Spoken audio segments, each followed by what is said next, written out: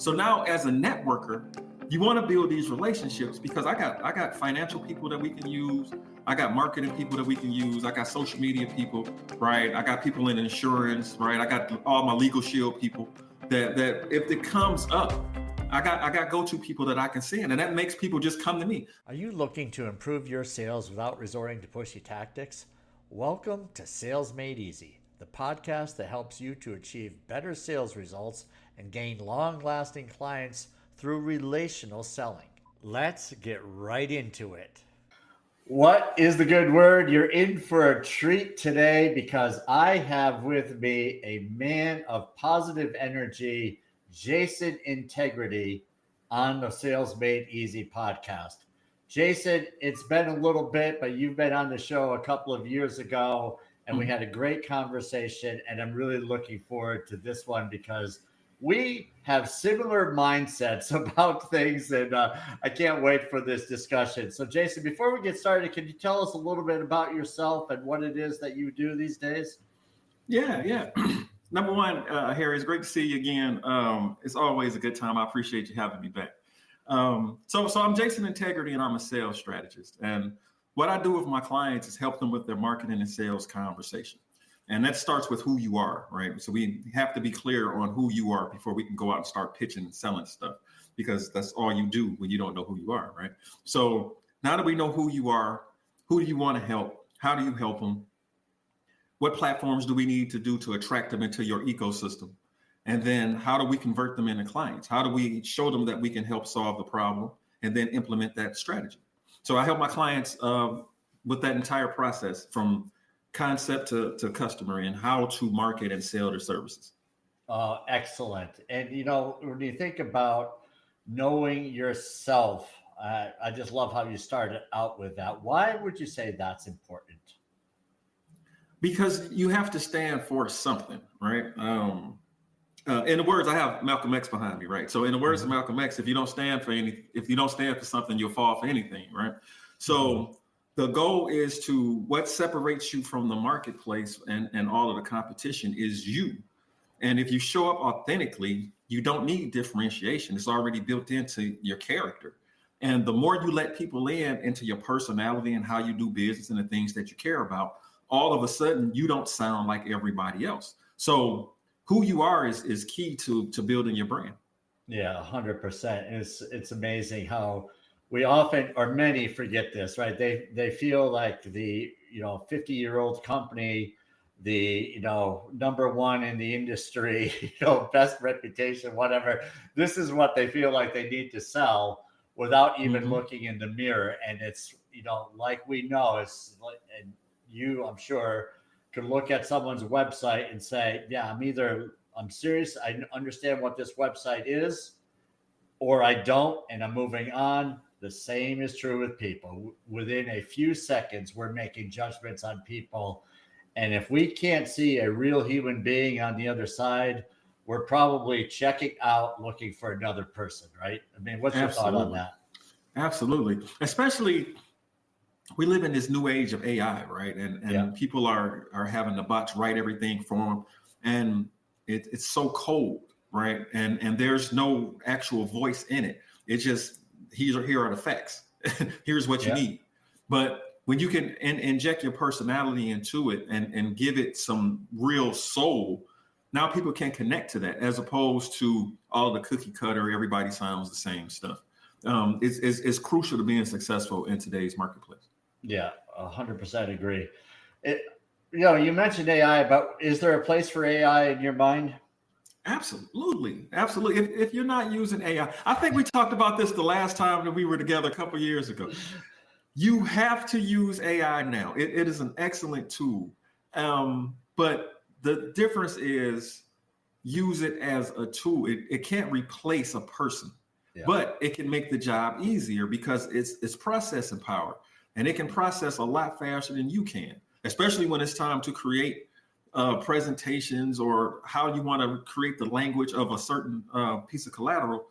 It can give you that information super fast, and now you can tweak it as opposed to having to create from scratch and write it out and go through 17 different iterations of it before you have something that you can use the AI can get that idea out, and then now you can start tweaking it and give it your voice.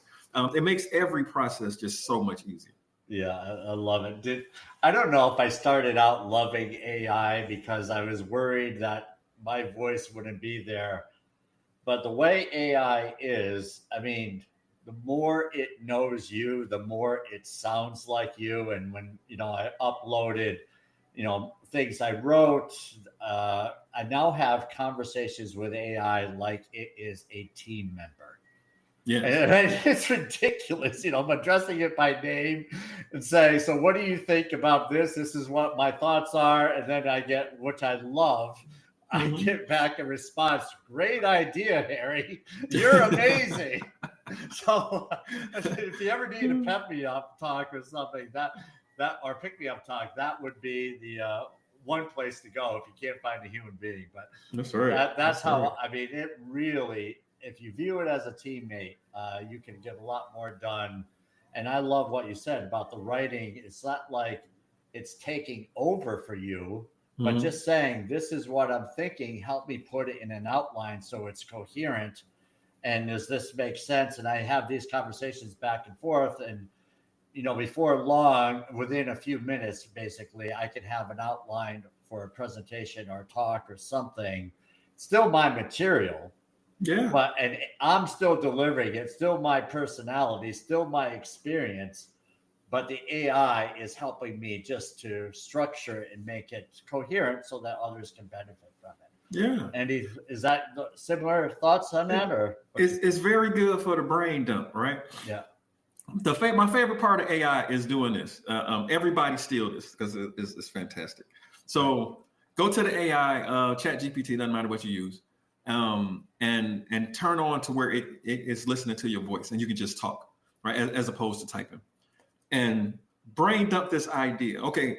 I call Chat GPT chat. I say, okay, chat, here's what we're working on. And then I'll just brain dump everything that I'm thinking. And I'll say, rewrite this into something professional. And then it'll start. And then you read it and it's like, okay, take this part out, add this. Now we're in the process, right? But just to be able to just get out your mind, okay, I'm thinking about a product that I want to use and I needed to have these elements. Ask me 5 questions to make this better. And then it'll start, right? So if you use the processing power of the bot, it just helps everything move super fast. Yeah, without question. And as the tools get better, it can help us to get better as well. I mean, staying status quo. I mean, I like trying different AI tools to see what the comparisons are out there. I've used Chat Magi a little bit. It's a paid for AI type tool, which uses a compilation of multiple LLMs. Then there's Grok. Of course, there's Chat GPT. DeepSeek is out there. There's just so, and Google is, not the last, but I mean, it's interesting how Google just dominated the search engine, but I hardly use Google anymore to ask a question because I go to AI. Perplexity is another one. Oh yeah. And you're getting the backup. And so it's like, I view it as, instead of me reading all of these articles on websites trying to find the answer, I'm getting, here's a quick summary. Here are the articles that support it.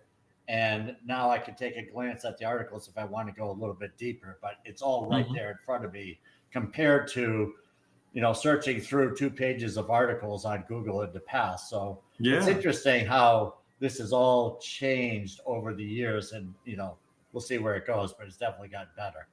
Yeah, it's fantastic. It's fantastic. I know we're supposed to be afraid of new stuff, right? And like give it a chance to break and all of that other stuff. But the people who really embrace this technology, you're going to be light years ahead of everybody else.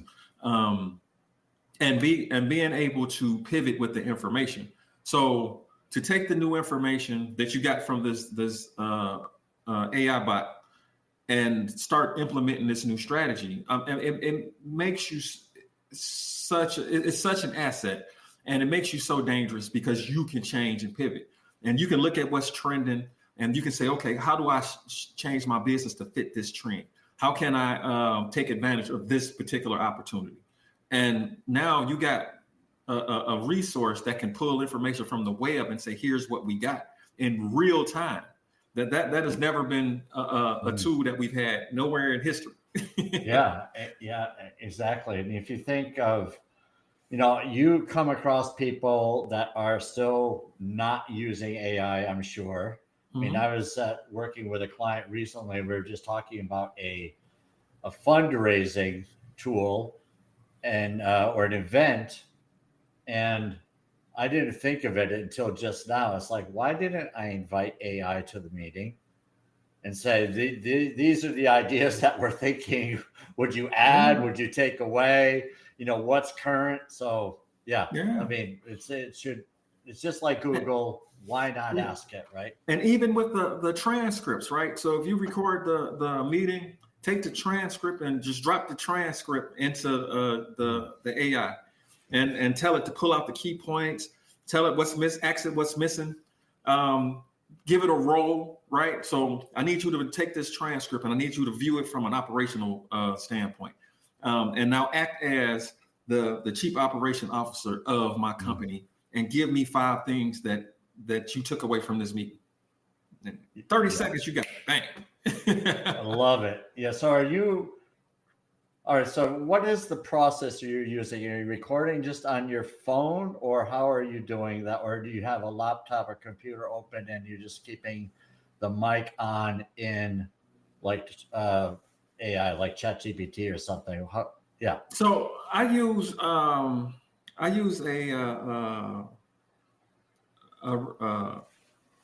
meeting tool called Butter. And Butter actually has AI built into it, and it'll give you a summary. It'll record, and it'll also keep a transcript. You can also use Google Meet for this too. It'll keep a transcript on there as well. Well, yeah, I use Fathom, and I was thinking, have you done this? Is this Butter tool something that is on the phone? Because I'm just thinking of like an in-person meeting. You're talking about for in-person? No, I was talking about virtual. Yeah, but virtual, yes. So that's a good one. But I use also Fathom like on Zoom, which is free, but I can't get rid of it. But so I was curious about the in-person, because that's where a little bit of a challenge. I have not researched it, but yeah. I honestly don't run these kind of meetings in person. Yeah. I do it all virtually so that we can use these tools. Yeah. Because it's going to be something that we missed, or it's going to be something that was said. And I learned this from recording with my clients. I always record our meetings. Yeah. And prior to the AI, I would just go back and review the recording. And it was always something said. I was like, I don't remember that part. When did we talk about this? It's not an age thing, important. I swear. Yeah. So now we can use the tools that'll kind of scrape the conversation and catch the stuff that you missed. I like it. So I might just try opening up I'm going to find out, but I might just open up a Google Meet or something while we're having the conversation on the conference table to get a transcript. Use the voice recorder. Yeah. You can use the voice recorder on your phone and record that conversation, right? And then you can use Word. It'll take the MP3 and it'll create a transcript, and then you drop the transcript into the AI. Yeah. Okay. I like it. Yeah, so there's another tool just created on the fly, right? Jason Integrity and the Selling with Dignity guys. So yeah, good stuff. All right, so one of the things you and I we both are out in the community. We're both networking to some degree, some in person, some online. What is it that you're seeing out there as far as the way people are introducing themselves, and what you're seeing as far as the way they're selling themselves when it comes to networking? It's crazy because they're fast forward in the process. They're trying to get straight to the pitch, and they're just trying to sell stuff. And you got to be a person first. You got to, hey, listen, I'm here. I'm trying to build my business. These are things that I care about, right? And now I can be an asset to you as you go on your journey. And I think a lot of that gets missed because we're just trying to sell. Everybody wants to be the Wolf of Wall Street, right? And it's like, relax, it's that the Wolf of Wall Street didn't sell. Those were highlights of all of his meetings didn't run like that. Right. Otherwise he wouldn't have been able to build the brand. So in that introduction, just be you, be yourself, be authentic, and give them the opportunity to like you first, right? So we've all heard the old adage of people do business with who they know, like, and trust. So I've reworded it a little bit, and I say people do business with who they like, know, and trust. Because if I don't like you, I'm not going to try to get to know you, right? So, and then if we look at just as the market in general, 60% of the market won't like you. It's something about you they don't like. They don't like you because you're old. They don't like you because you're bald. They don't like you because you're a man. They don't like you because you're a woman. Whatever. But that's not your business. It's not your business for them to like you. It's your business to find the people who want to do business with you and the ones who like you. So that leaves 40% of the market, and you cannot service 40% of the market. That's a lot of people, right? So let's concentrate on them, but show up authentically so that you can attract them. And they go, I like you. I like the way that you talk. I like how you move. You're actually being yourself. This is why. You ever met somebody that was just a free spirit and they were just wild? Oh, yeah, once or twice. They have all the friends. Everybody loved them because they didn't care, right? Yeah. So I'm not telling you go out here and lay in the grass or nothing, but I am saying like open yourself up just to be you, because you are more than enough. You are already dope. You don't have to conform to the world. The world will shift to you based on who you are, and these are the people you want to be around anyway. Yeah, so true. I can think of a local celebrity here outside of Orlando. Super friendly, very genuine, shows up everywhere, dresses a little wild, and nobody cares how the guy dresses. It's part of his brand, and it cracks me up, right? It's like wherever this guy is, there's a crowd of people, and he does not need to remember who he is. Right? Yeah. He is who he is. And they have some of the wildest opinions. You ask their opinion about something, it's like, whoa. Yeah. But it's so fantastic to be around, and you cannot fake that kind of energy, right? No. So majority of us, we go into these situations, and it's like, okay, I got my elevator pitch ready. I want to talk about these things. And you haven't even thought about who's your target market. Who do you want to have this conversation with? Who's open and who has the problems that you can solve before you even get into all of that. So you have to feel people out to see if they even fall into your target first. And if they don't, you have an opportunity to start building a relationship, and they can become a referral partner. And then now you are their go-to person for whatever it is they do. So every opportunity is an opportunity to grow your business if you show up authentically first. If you just try to sell stuff, you're going to have a rough time. Yeah.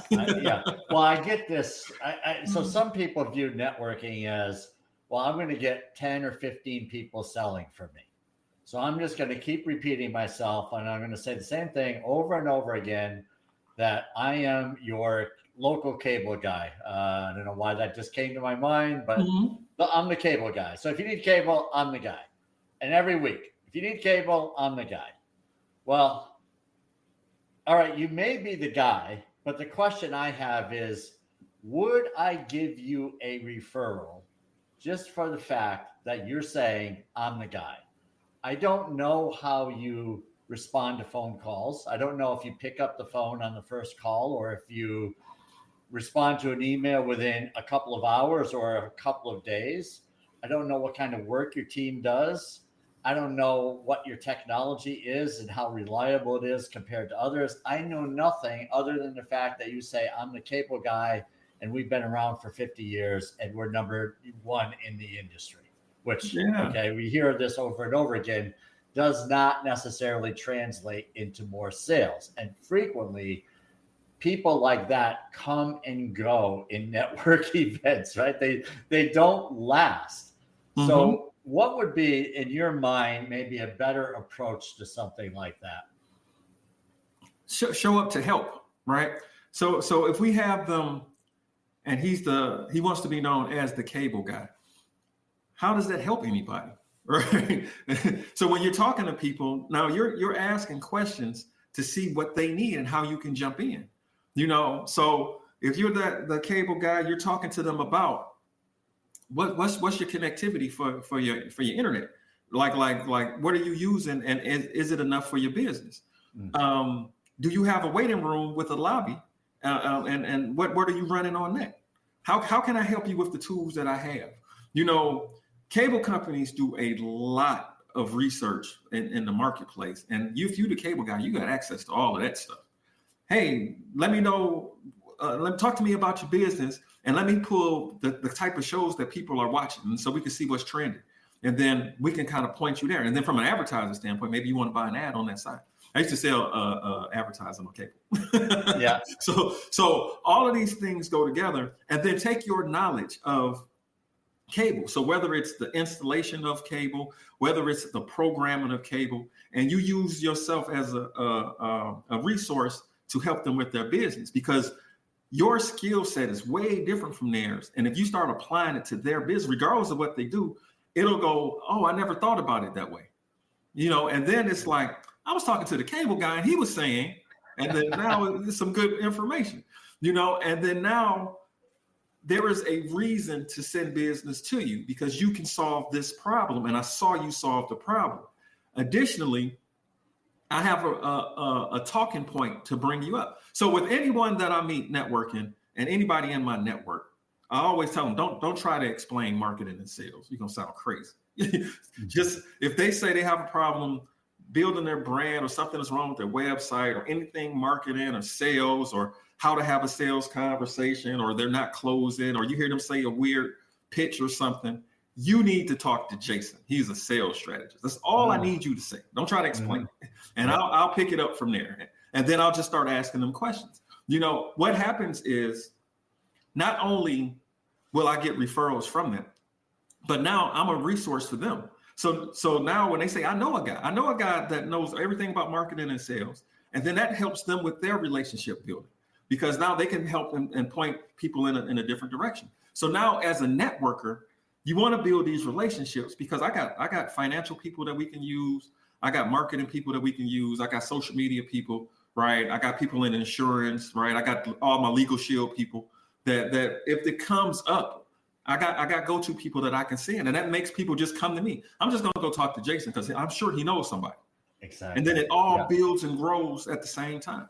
Yeah, I mean, it's so good. I recently was talking to someone, and there's like, well, I'm saying the same thing over and over again about the product he was selling. And I asked the question, it's like, where is the value in that?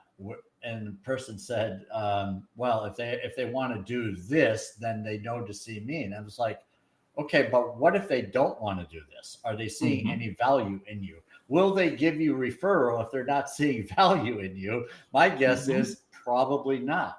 So by the simple thing, like you just said, people coming to you because you know somebody that can help them solve a problem, there's the value. That's just one example. You build up a community of people that you can trust and say, I'm going to recommend Jason because I know you're going to be in good hands with Jason.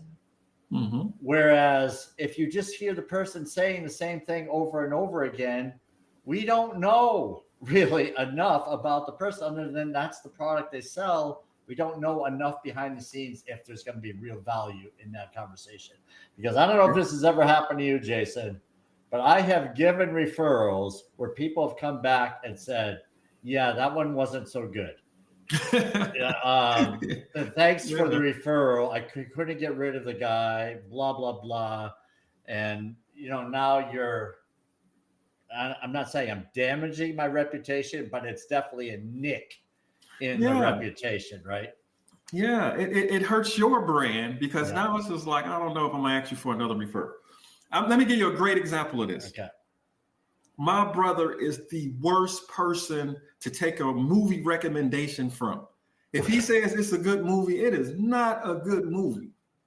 And so he told me about one movie, and this movie was super sad. And I'm like, dude, why you tell me about this sad movie? I don't do all of the sad movies. And he was like, it was a great movie. And then maybe 2 weeks later, he was like, hey, you got to check this movie out. It's right up your alley. You're gonna love it.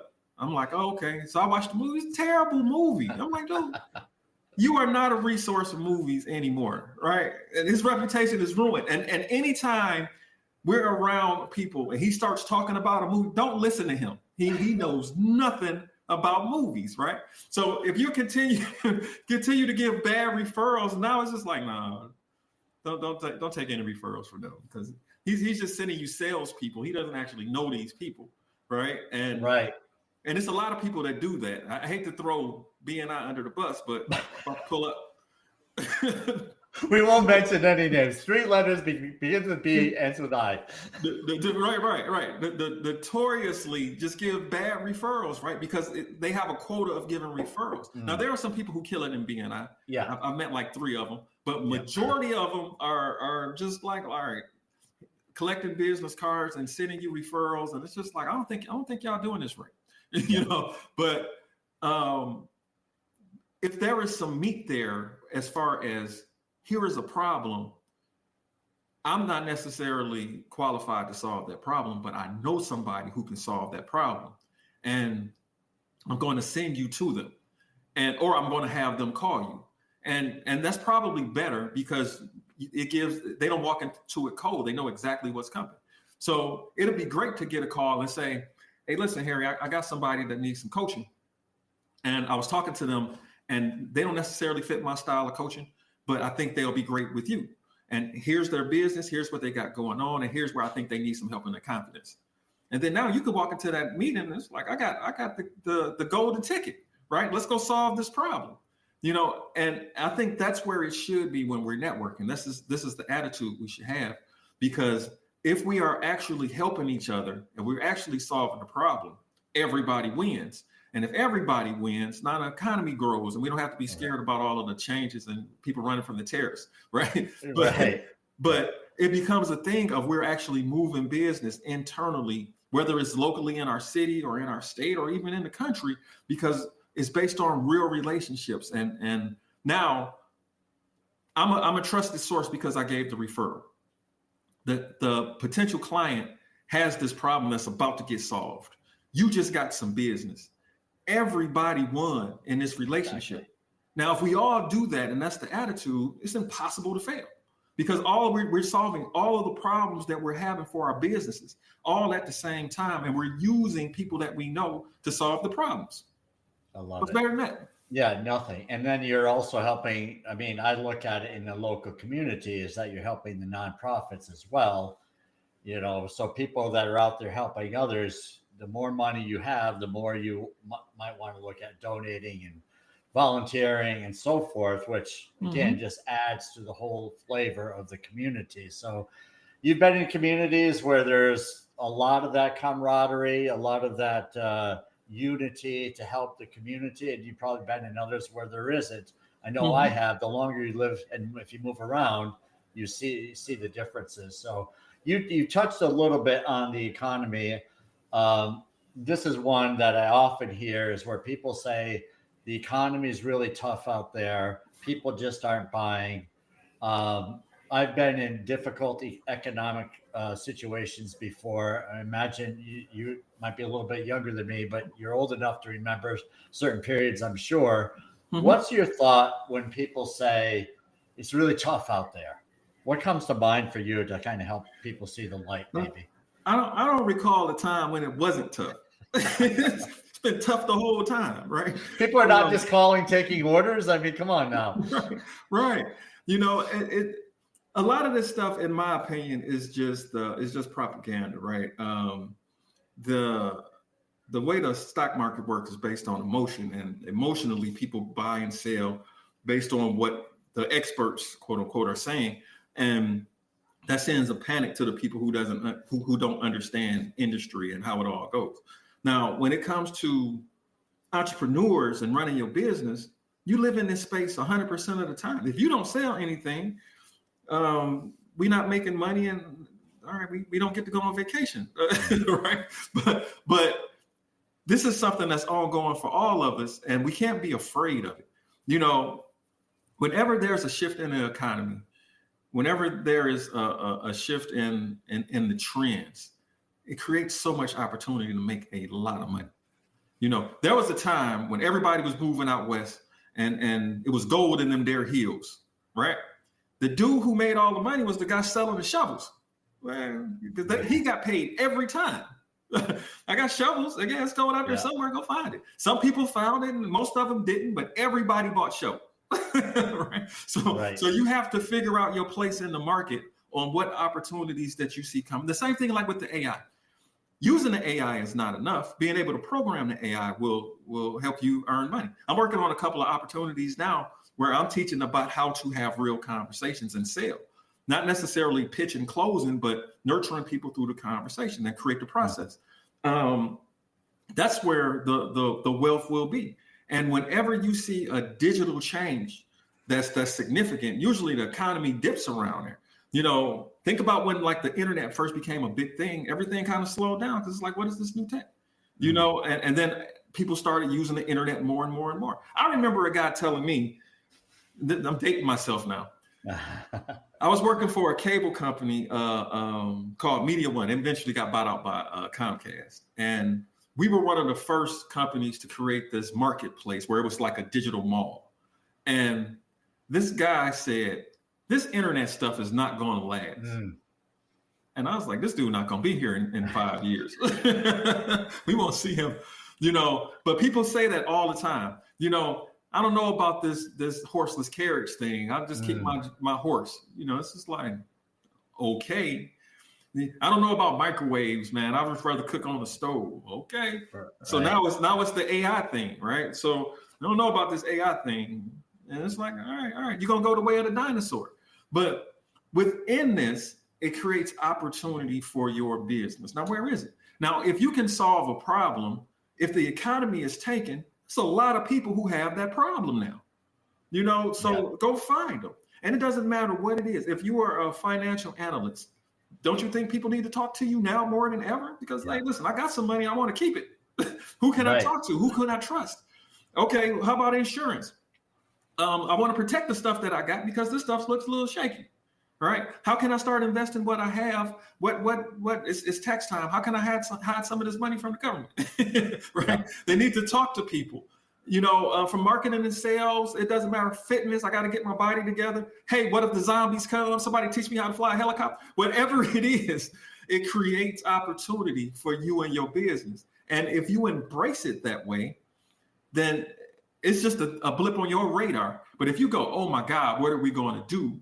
You're creating your own problems internally in your own mindset, because now you just created a monster in your head that is just going to continue to grow, as opposed to looking for opportunity. If you look for opportunity, you'll win. If you are afraid to move, you're going to lose, period. Yeah, so good. I love the attitude. And it's about your attitude. I remember listening to Wayne Dyer, one of his shows years ago, and he spoke about this person who hated I think it was Wayne Dyer, it could have been someone else, but they didn't like the neighborhood that they're in. This could have been a Jim Rohn thing as well. Mm-hmm. And the person was saying, people here are not friendly. How are the people there? And the person says, pretty much the same, right? Because it's the attitude frequently, right? So if you're friendly, you're going to typically migrate towards friendly people. I'm not saying that's true everywhere. You know, streets in New York City might be a little bit different than the streets of, somewhere in the hills in South Carolina. There's some difference in there. But if we look for the negative, chances are we're going to find the negative. Absolutely. Right? Absolutely. One of the things I chuckle at is when people say the economy is really tough. It's like, just go back to your original plan. How many clients do you need? And when you realize that you don't need millions, you probably don't need hundreds. You might need, depending on your average ticket sale, could be tens. It could be singles, right? So you're looking for a very small group of people inside. Now, will those people have money? I mean, if your ideal client is somebody that has money, which would be something that I would look for. I don't want to work with people who don't have money, because then they can't, that's volunteering. So my ideal client, one of the first things I look for is they have money, they can afford my services. So if that's you, there's still a lot of people out there. I mean, drive by the neighborhoods, drive by the malls, drive by the golf courses. There's people still spending money, and you're not asking for all of it. You're asking for your share. That's the way I look at it. I think there's plenty of opportunity for all of us if we think along those lines. We'll find the riches in the hills. Thoughts on that? Absolutely. Absolutely. You know, tell you something that's really funny. I just recently started using like DoorDash and Uber Eats. I hadn't used it up until now. I would just go get the food, right? Yeah. And I just recently started using it. And the same thing, I've been getting like groceries delivered and all this other stuff. I've been experimenting with lately. And the convenience of this is phenomenal. Right? But prior to it, I was just like, I'll just go get it. I'll just go get it. Yeah. And what I have discovered is in the amount of time that I'm saving, if instead of taking an hour to go pick up food, right, and all of the other stuff, it's like I can do other stuff. Like, okay, that's convenient. That's worth the extra like $10 it'll cost to get it, you know. And additionally, it's like it creates so much other, like in my thinking has changed where it's just like, how else can I save time? What else can I use? Because, and then what's really, really dope about the whole thing is last night, I ordered McDonald's for my kids, right? Now, if I would have went and picked up the food, it'd have been like $20, but I ordered it, so it was $30. And so that for that $10, I didn't have to go get it, right? There are people who are using Uber Eats and all of these delivery apps all the time. You cannot tell me that people are broke because Uber Eats are killing it.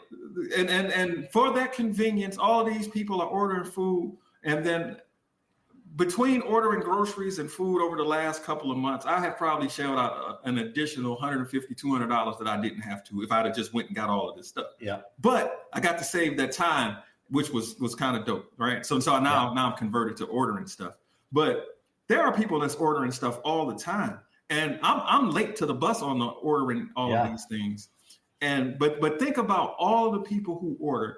If you can order dinner 3 or 4 times a week, you can afford any of my services. and now I'm looking at it from that standpoint, right? Like a lot of people are not as broke as they try to make themselves sound, because Uber, you got to pay them in advance, right? It's not like you got to negotiate with them. And if you're ordering for a family of 3 or 4, you're spending like $60, $70 every time you order something. And if you're doing that 2 or 3 times a week, man, we like $600 a month. Like, yeah, you can afford to pay for a coach. Right. All right, I may be using that one. Oh my goodness. How often just out of curiosity, how often are you eating out these days? Oh, every day. I hate to cook at home. How much does that cost? Right? Yeah. Now you've got a little ROI on what the food cost is compared to what you're coaching. That's so good. Yeah. Yeah. You're walking away with additional value from this podcast, right? That's it. Ask some questions. It's really good. Super helpful. Jason, is there anything you'd like to add, say, bring up that, I might have missed here in our conversation that's top of mind for you? I think the most important thing that I want to leave people with is just being yourself. Be authentic. Just show up.